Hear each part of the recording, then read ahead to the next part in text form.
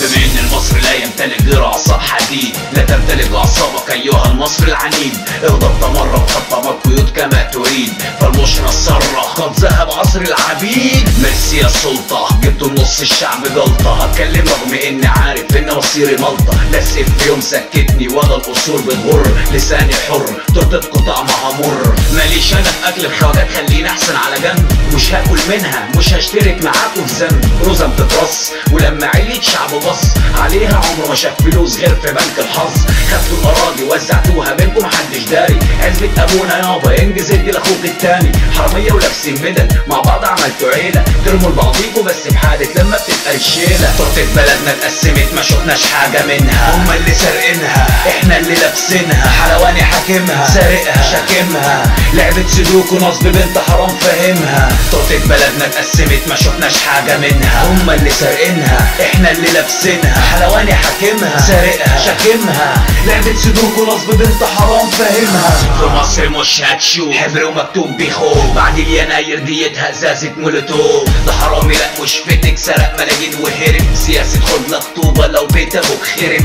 وادي النظام والعرف السايد جوه بلدنا، اسرق جمل هي الحكمة الوحيدة من اجدادنا. سبحان مغير الاحوال من بعد ما كان ماسكها. يوسف صديق خزائن بلدي عاملة كان ظابطها. تتغير الاحوال حرام يمسكها وبرضه سالتها. ريح يسرق تراب بلطها بريمة تشوف عادتها. والحلوانية تختار يبدأ توزيعها، القطعة كلتها وشبعت الباقي منها بيعها. هيلا بيلا كله يسرق خزنة سايدة هلك، وناقصة ترسي علينا لو فاتت من قطة المركب. مفكمش صالح يوعظ فالطبيعي السرقة تعم، ما كفتكمش الدنيا تسرقوها سرقتوا الأم. تورتة بلدنا اتقسمت ما شفناش حاجة منها، هما اللي سارقينها احنا اللي لابسينها. حلواني حاكمها سارقها شاكمها، لعبة سلوك ونصب بنت حرام فاهمها. تورتة بلدنا اتقسمت ما شفناش حاجة منها، هما اللي سارقينها احنا اللي لابسينها. حلواني حاكمها سارقها شاكمها، لعبة سلوك ونصب بنت حرام فاهمها. ما بنخافش ياللي خدتوا التورته حش، فلوسكم بلاستر على العيون ياخد يعمل ما شافش.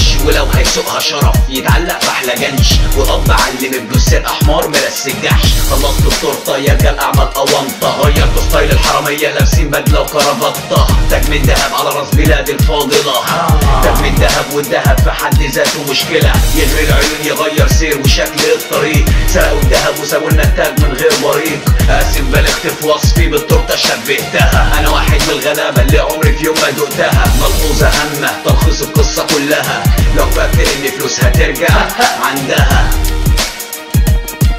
ايوه